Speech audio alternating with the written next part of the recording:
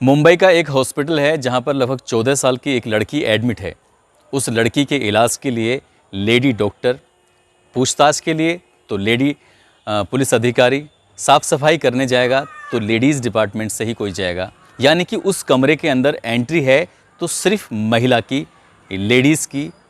इसके अलावा कोई भी व्यक्ति पुरुष नाम से ना तो कोई वहाँ एंट्री होगी, ना ही पुरुष का नाम वहाँ लिया जाएगा। दरअसल वो लड़की पुरुष नाम से इतना भयभीत है, इतनी डरी हुई है कि नाम सामने आते ही लड़की की सांसें ज़ोर ज़ोर से चलने लगती हैं। उसे देखकर ऐसा लगने लगता है जैसे कि वो मर जाएगी। 11 सितंबर की शाम 5 बजे तक भी वो लड़की ज़िंदगी की जंग लड़ रही थी और सांसें उसकी ऐसे ही चल रही हैं। उसे वाकई बहुत सारी प्रार्थना की ज़रूरत है। वो लड़की दिल्ली की निर्भया से कम नहीं, क्योंकि उसके साथ भी कुछ ऐसा ही हुआ है, बल्कि उससे ज़्यादा कहें तो कम नहीं होगा। आदाब, नमस्कार, सत श्री अकाल। मैं उस्मान सैफ़ी। आज की जो ये सच्ची घटना मैं आपको सुनाने जा रहा हूँ, ये सच्ची घटना है महाराष्ट्र के पुणे शहर की। दरअसल यहाँ का एक थाना है बनवाड़ी, और इसी थाने क्षेत्र में रहने वाली एक लड़की जिसकी उम्र 14 साल है। उसके माता और उसके पिता किसी नर्सरी में नौकरी करते हैं, काम करते हैं, पेड़ पौधों की रखवाली उनको तैयार करते हैं। ये 31 अगस्त की रात 10 बजे के आसपास की वारदात है। ये लड़की अपने एक दोस्त से मिलने के लिए पुणे के रेलवे स्टेशन पर पहुंच जाती है। वहां जाकर उस लड़के का इंतज़ार कर रही थी। रात के 10 बज चुके थे, मगर उसका दोस्त नहीं आया, जिसको लेकर वो परेशान होने लगी। अचानक ही उस लड़की पर एक ऑटो वाले की नज़र पड़ जाती है, और जैसे ही ऑटो वाले की नज़र पड़ती है, ऑटो वाला उससे पूछता है कि तुम क्यों रो रही हो, क्यों परेशान हो, क्या मैं तुम्हारी कोई मदद कर सकता हूँ? तो लड़की को एक सहारे की ज़रूरत थी। उसे लगा कि शायद ये जो व्यक्ति है, लगभग जिसकी उम्र 30 साल थी, उसने अपनी उस दास्तां को सुना दिया, बता दिया, और कहा कि वो अपने घर वालों की बिना मर्ज़ी के यहाँ रेलवे स्टेशन पर अपने दोस्त से मिलने के लिए आई थी। दोस्त नहीं आया, इसलिए वो परेशान है। इतना सुनने के बाद वो ऑटो वाला वहाँ से चला जाता है और करीब 10 मिनट के बाद फिर वापस लौट कर आता है। उसने कहा कि जिसका तुम इंतज़ार कर रही थी, दरअसल वो लड़का बाहर खड़ा हुआ है और वो यहाँ आना नहीं चाहता। वो शर्मिंदा है अपनी किए पर, जो लेट हो गया है, इसलिए मेरे साथ चलो और मैं तुम्हें उससे मिला दूँगा। लड़की क्योंकि रो रही थी काफ़ी देर से, उसके पास ना पीने के लिए पानी था, ना वहाँ आसपास उसे पानी की सुध थी। उसने उस ऑटो ड्राइवर ने उसको एक बोतल दे दी और उसने पानी पी लिया। दोनों साथ साथ बाहर तक चल रहे थे। अचानक से लड़की को चक्कर आने लगते हैं और वो गश खाकर इससे पहले गिरती, वो लड़का उसे ऑटो तक लेके पहुंच जाता है और उसके बाद उसे जंगल की ओर ले जाता है, जहां ले जाने के बाद उसके साथ बलात्कार करता है। कई घंटे तक उसे अपने साथ रखता है। वो 14 साल की लड़की, उसे कुछ होश नहीं था क्योंकि वो नशे में थी। उसे पानी के रूप में कुछ नशीला पदार्थ पिलाया गया था। इसके बाद जब 2 या 3 घंटे बीत जाते हैं, वो ऑटो ड्राइवर एक लॉज में लेके जाता है। वो एक छोटा सा होटल होता है। उस होटल में जब लेके जाता है तो वहाँ पर पहले से ही कुछ लड़के, कुछ और युवक इंतज़ार कर रहे थे। लड़की एक कमरे में जाती है।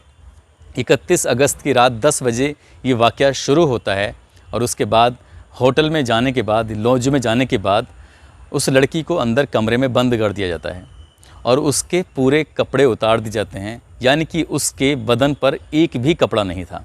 अब वो लड़की शर्मा रही है, परेशान है, और उसके साथ पहले ही बलात्कार हो चुका है। धीरे धीरे उसे होश आता है। तब तक उसके साथ लगभग 12 लड़के बारी बारी से रेप कर चुके थे। दिन निकल आता है और दिन भर यही काम चलता रहता है। एक के बाद एक लड़का आता रहता है और ये सिलसिला लगातार चलता रहता है। शाम हो जाती है, यानी कि इस कमरे के अंदर वो लड़की लगभग 24 घंटे तक रहती है और वो 12 लड़के 24 घंटे तक उसके साथ बलात्कार पर बलात्कार करते रहते हैं। वो भूख से, प्यास से तड़पती रहती है। वो कई बार कहती है कि मुझे खाने के लिए कुछ दे दो, मुझे पीने के लिए पानी दे दो, मगर कोई भी उसकी गुहार नहीं सुनता, उसकी कोई पुकार नहीं सुनता।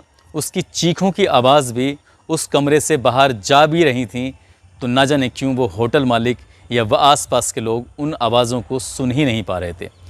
ये भी बताया जा रहा है कि उस लड़की को बार बार इंजेक्शन दिया जा रहा था, नशीली चीज़ें दी जा रही थी जिससे क्या वो शोर न मचा सके। इस बीच उस लड़की ने बार बार रिक्वेस्ट करती रही, माफ़ी मांगती रही, उसे बचाने की गुहार लगाती रही। इन 12 लड़कों में से एक लड़के को दया आ जाती है और उसके बाद ये लड़का उस लड़की को ले जाकर मुंबई के दादर रेलवे स्टेशन पर छोड़ देता है। अब ये आरोपी 12 के 12 ये फरार हो चुके थे। इन्होंने सोचा कि शायद अब वो लड़की चली जाएगी। दादर रेलवे स्टेशन पर जाने के बाद वहाँ 2 सफाई कर्मचारी मिलते हैं और 2 सफाई कर्मचारी उस लड़की की हालत को देखने के बाद उसके साथ बलात्कार करते हैं। यानी कि अभी वो उन लोगों से बची थी कि 2 सफाई कर्मचारियों ने भी उसके साथ बलात्कार जैसी घटना को अंजाम दे दिया। दादर रेलवे स्टेशन के सफाई कर्मचारियों ने उसके साथ बलात्कार करने के बाद अपने पास काफ़ी समय तक रखा और एक ऐसी ट्रेन में बिठा दिया जिस ट्रेन की जो दिशा थी वो उत्तर की ओर जा रही थी। कई सौ किलोमीटर का सफ़र करते करते लड़की चंडीगढ़ पहुंच जाती है। एक कोने में डरी हुई सहमी हुई बैठी रहती है। इस बीच न जाने कितने लोग आते हैं जाते हैं, मगर किसी भी व्यक्ति की नज़र उस लड़की पर पहुंची ही नहीं। वो बहुत बड़ी परेशानी से गुजर रही थी। उसकी परेशानी किसी को दिखाई नहीं दी। ये भी किसी ने जानने की कोशिश नहीं की। 48 घंटे से ज़्यादा उसके साथ 12 अलग लोगों ने, 2 सफाई कर्मचारियों ने बलात्कार किया था। उसके साथ इतनी दरिंदगी हुई थी, न जाने क्यों किसी की उस पर नज़र ही नहीं जा रही थी। जैसे ही ट्रेन चंडीगढ़ में जाकर रुकती है, एक जीआरपी का पुलिसकर्मी उधर से निकल रहा था। अचानक उस लड़की को देखकर पल भर में समझ जाता है कि कुछ तो गड़बड़ है इसके साथ। वो उस लड़की से कहता है कि तुम परेशान हो, मैं तुम्हारी कुछ मदद कर सकता हूँ। मगर वो लड़की पुरुष जाति के नाम से डरी हुई थी, घबराई हुई थी, क्योंकि वर्दी में भी तो एक पुरुष ही था। उसे लग रहा था कि हो ना हो ये भी उसे ले जाकर उसके साथ बलात्कार करेगा। वो लड़की चंडीगढ़ उतर जाती है क्योंकि उस ट्रेन का लास्ट स्टॉपेज जो था वो चंडीगढ़ ही था। अब वो रेलवे स्टेशन पर उतर जाती है और डरी सहमी एक जगह बैठी होती है। मगर वो पुलिस वाला बहुत अच्छा इंसान था। उसने CWC यानी चाइल्ड वेलफेयर कमेटी से संपर्क बनाया। वहाँ की एक महिला अधिकारी तत्काल मौके पर पहुँची, उस लड़की को खाना खिलाया, उसे अपने पास बिठाया और घंटों तक उसको दुलारती रही, पुचकारती रही।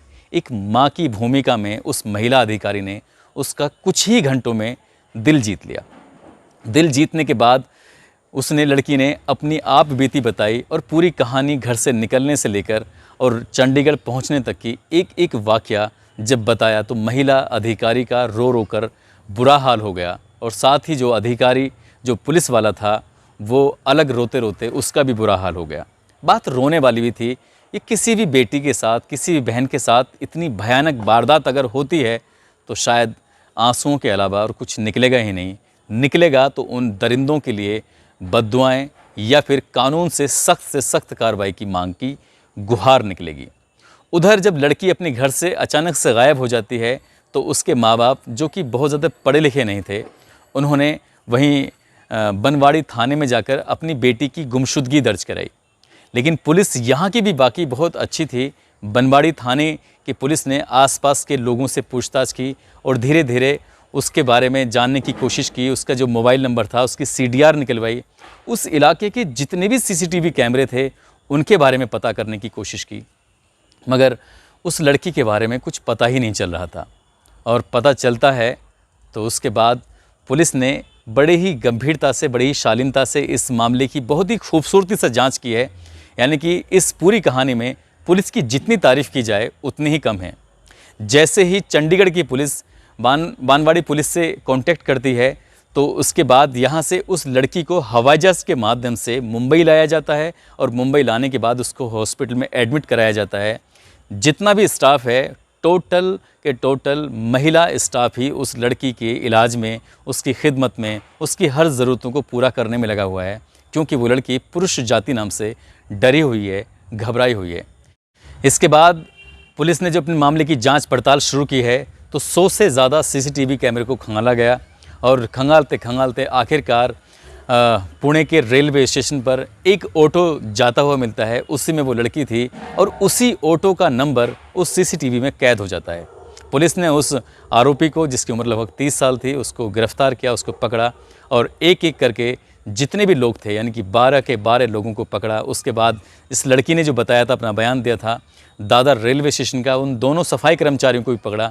फिलहाल पुलिस ने अभी तक इस मामले में 16 आरोपियों की गिरफ्तारी की है, जो इस केस से सीधे सीधे तौर पर जुड़े हुए हैं।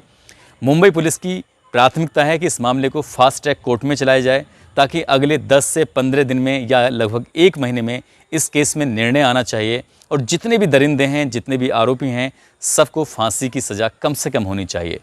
मैं सैल्यूट करता हूं उस पुलिस को जो जीआरपी पुलिस का सिपाही था, और मैं उस सैल्यूट करता हूं उस महिला को जिसने इस लड़की का दिल जीता, जिसने उन लोगों को हॉस्पिटल तक पहुंचाया। और मैं सैल्यूट करता हूं उस पुलिस को जिसने इस मामले को महज 5 या 6 दिन में ही खोलकर सबके सामने रख दिया। ये कहानी आपको ज़्यादा न्यूज़ चैनलों पर या फिर ज़्यादा अखबारों में देखने को नहीं मिलेगी, क्योंकि मीडिया की जो जिम्मेदारियां होती हैं वो कम पूरी कर रही है।